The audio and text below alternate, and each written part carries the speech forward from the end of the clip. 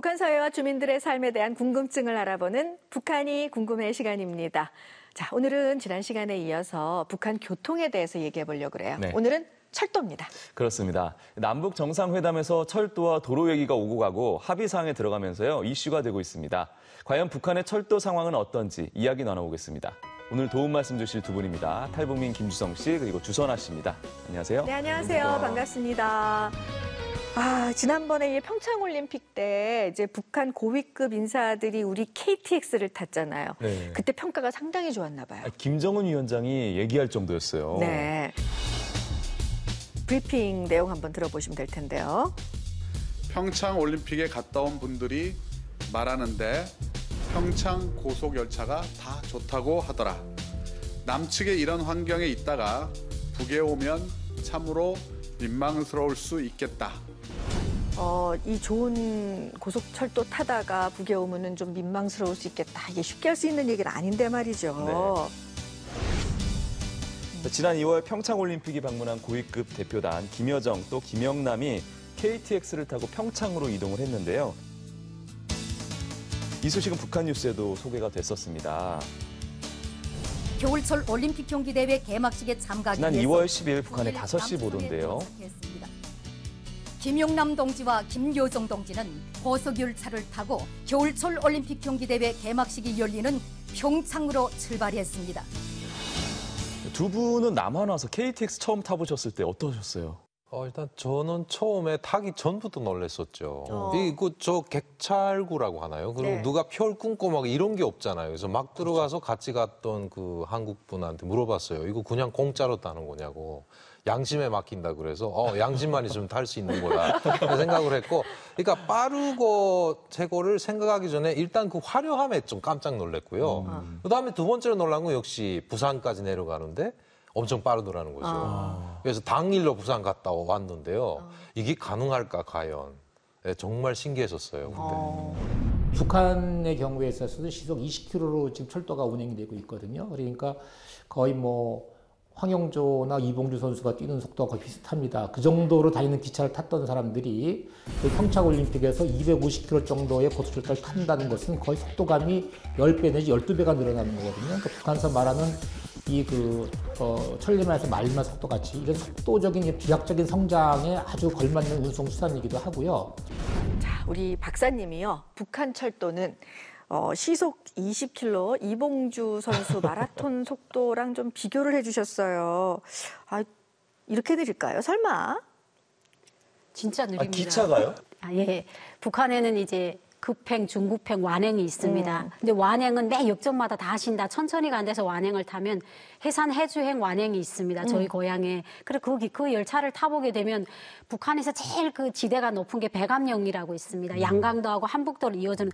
거기 올라갈 때면요. 진짜 걸어가는 속도와 똑같습니다. 우리가 창을 내다보면 차가 가는지 땅이 움직이는지 모를 정도로 20km는 저는 안 된다고 생각을 해요. 그럼 그 해산 해주 같은 경우에는 얼마나 걸리는 거예요, 그게? 원래 정시로 가면 한 이틀이면 가지 예. 않는 그 정도. 잠깐만요. 2시간이 아니라 이틀이면? 네, 이틀이면 정상이죠. 그러니까 시간의 개념이 좀 다르다는 느낌이 드는데 이게 북한 기차가 느린 이유가 좀 여러 가지가 있지 않겠어요? 그렇죠. 가장 큰 이유는 뭐냐면은 전기 기관차라고 하죠. 그러니까 이게 전기로 가는 게 있고 내연이 있고 북한은 아직도 구간마다 중기 기관차가 아직도 다니고 있거든요. 전기 기관차는 전기가 와도 전압이 떨어집니다. 그러니까 언덕에서 자기 마력을 못 내는 거고요. 그다음에 이 철길이라는 것이 거의 수평상으로 이렇게 가는 것이 아주 효율이 높은데요. 산이 많다 보니 이 경사지가 많거든요. 거기에서 내연기관인 경우도 짐을 정상 중량을 싣고 가야 되는데 또 아무래도 어쩌다 오는 기차니까 많이 싣잖아요. 사람도 그러니까 또 많이 타고. 사람이 많고 천정까지 타고 예전엔 그랬었는데 그러니까 못 올라가는 거죠 이게. 그리고 그것도 역시 겨울에는 더 합니다. 네, 눈이 오거나 하면은 제대로 제설이 안 되기 때문에 당연히 못 올라가죠. 제가 2011년에 마지막 차를 탔는데, 그러니까 북한은 이게 복선이 아닙니다. 우리나라처럼. 단선이다 보니까 이제 전 역전에서 도착해야 될 역전에서 떠나야 될 차가 연착이 되면 전반적인 차들이 다 연착이 일일이가 되는 거예요. 그러니까 이게 서로 교행이 안 되니까 예, 단선이기 때문에 지나갈 때까지 기다려야 되는 거죠. 그럼 이제 우리 차가 가다가도 역전이 아닌데도 마을 중간에서 섭니다. 그러면 그 마을 주민들이 경사가 났죠. 이제 머리에다가 감자 떡을 이고 나서 팝니다. 그래서 저는 대한민국에 와서 역전 주변에서 살면 기차 소리 때문에 막 시끄럽다 주민들이 항의를 한 데서 놀랐습니다. 북한은 열차 주변에서 살아야 돈을 법니다. 재미난 에피소드가 뭐냐면 가다가 정전이 돼서 차가 서지 않습니까? 그러니까 여름철 같은 건 너무 더워요. 뭐 창문 열이도 없지만 그래도 더워요. 그러니까 열차 세워놓고 아무데고 밖에 나가서 그냥 노는 거죠. 놀다가 좀 멀리 가서 어디 배가 고프니까 식당에 어디 말지 있다고 하면 식당에 가서 밥 먹으러 가는 거예요. 언제 떠나는지도 몰라요. 간도 크지. 왜 어떻게 그 기차가 있는데 어디 식당 가서 밥을 먹고 와요? 근데 그게 한번 연착지게 되면은 어떤 때는 막 하루씩 걸릴 때가 있거든요. 맞아요. 저 자꾸 김주성 씨 이야기 듣다 보니까요. 이 남자들이 군대 얘기하는 것 같은 그런 느낌이 자꾸 들어요. 자, 이럴 게 아니라 북한 철도의 상황은 어떤지 화면 직접 보면서 얘기 나누시죠. 북한은 화물 수송의 90%, 여객 수송의 60에서 65%를 철도가 담당하고 있습니다. 평양, 신의주 등 주요 도시를 기점으로 한 11개 주요 노선과 지방을 잇는 100여 개의 노선이 있지만 철도 시설과 시스템이 노후화돼 있어서 정상적 운행이 힘든 상태라고 합니다.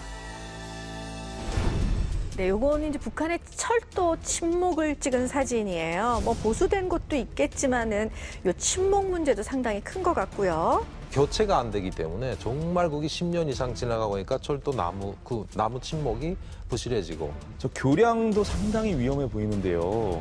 그러니까 이게 계속해서 가다가 위험한 곳이 있지 않습니까? 그러면 이거를 열차가 알거든요. 여기 위험하다는 거 이미 사전에 파악하고 그때는 속도를 줄여요. 줄여서 정말 천천히 정말 아기가 걸음마 하는 정도의 속도로 그거를 매번 그렇게 노심초사하면서 지나가는 곳 그런 것도 있죠. 자, 이 이제 사진으로 보더라도 철도 시설 개량은 이제 반드시 필요한 모습인 것 같아요. 그래서 북한 당국도 시설 개선을 위해서 좀 노력을 하고 있다고 하죠. 네. 침목의 질을 최상에서 보장하는 것과 함께 내일 생산을 정상화하기 위한 사업을 짜고든 것을 비롯해서 철길 강도를 높이기 위한 사업도 힘있게 내밀고 있습니다.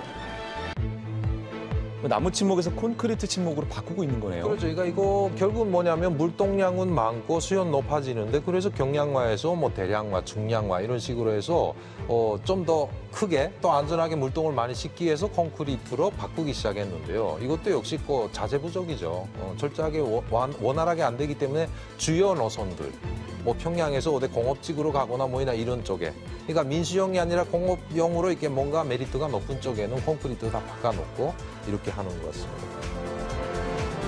그러니까 우리가 보통 북한 철도의 현대화나 북한 철도 개량이라고 얘기를 하게 되면요, 철도는 도로랑 달리 좀 수많은 단계를 거칩니다. 제일 먼저 시급한 것이 긴급 복구. 지금 북한 철도가 정상적인 운행, 그러니까 안전성을 확보할 수 없는 상황이기 때문에 그 단계에서는 침목과 레일 정도 교체하는 거를 이제 긴급 복구라고 얘기를 하고요. 현대화라고 하게 되면은 침목과 레일 교체하고 뭐 통신, 전력, 신호 이거 다 바꾸고 터널 교량까지 다 바꾸는 것을 이제 현대화의 1차적인 현대화라고 얘기를 합니다. 현대화의 궁극적인 목표는 국제적인 수준으로 시속 한 300km 정도 되는 고속철도망의 연결이 이제 현대화의 목표가 될 수 있겠죠. 북한 주민들이 철도를 실제로 이용을 많이 하나요? 네. 왜냐하면 이제 자동차 화물차를 타면 짐당 돈을 많이 받습니다. 그렇지만 철도는 그런 대로 이제 짐값은 따로 안 받거든요. 그러니까 가끔 뛰기 때문에 짐을 많이 가지고 정말 베르고 타기 때문에 철도를 이용하는 사람들이 그래도 상대적으로 많습니다. 이렇게 사람 많이 타고 시설은 안 좋고 이러다 보니까 이 열차 사고도 좀 날 것 같아요. 네, 열차 사고가 대부분 다 이제 불법에서부터 많이 나는데 이제 말씀하신 것처럼 북한은 이제 불법적인 물건을 날아야 장사가 되기 때문에 이제 금속이나 이런 것들을 배전반이나 이런 데 몰래 감춥니다.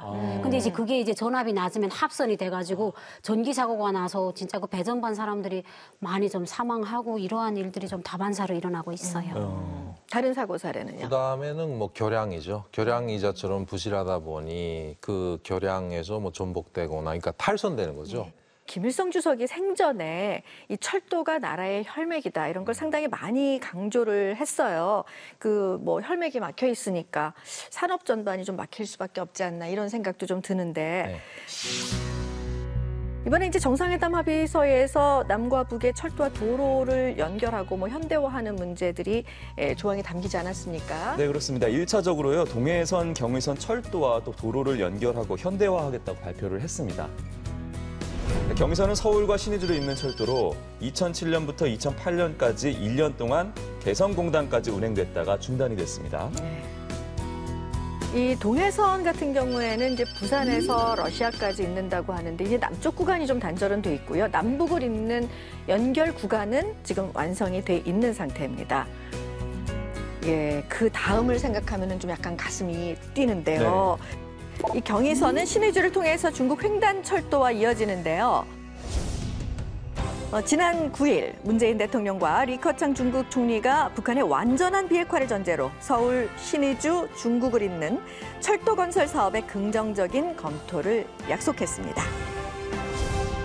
그리고 동해선은 낮은 핫산 걸쳐서 이 시베리아 횡단철도로 해서 유럽까지 연결되는 이게 단순한 철도 연결의 의미를 넘어서는 거죠. 단순하게 철도망이라는 레일의 연결뿐만이 아니고요. 경제권 통합을 의미하기도 합니다. 그래서 이거는 시속 250km로 이게 연결이 된다고 하게 되면은요.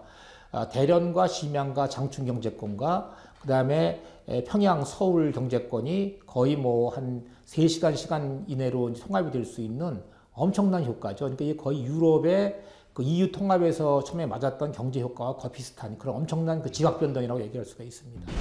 또 북한은 동해선의 가능성을 많이 지금 중시하고 있는 그런 상황입니다. 그래서 이 사업들은 단순하게 과거와 같이 단절된 구간을 연결해서 혈맥을 잇는다라는 이런 복원 측면이 아니고요. 이걸 현대화해서 국제적으로 관광이라든가 산업이라든가 그다음에 이제 어떤 이런 교육의 어떤 주요 수단으로 쓰겠다는 확실한 의지가 나타나고 있는 것입니다. 이게 사실 이 지도를 보니까요. 우리는 기차를 타고 혹은 도로를 통해서 다른 나라를 간다 상상도 못 해봤거든요. 네. 근데 북한은 이게 국제 열차로 연결이 되잖아요. 근데 북한은 있긴 있죠, 국제 열차가. 이것처럼 뭐 이게 평양 두만강이라고 해서 일단 국내는 그 두만강을 거쳐서 러시아로 가는 국제 열차가 있고, 그 다음에 신의주를 거쳐서 단동으로 해서 북경으로 가는, 베이징으로 가는 국제 열차가 있긴 있습니다.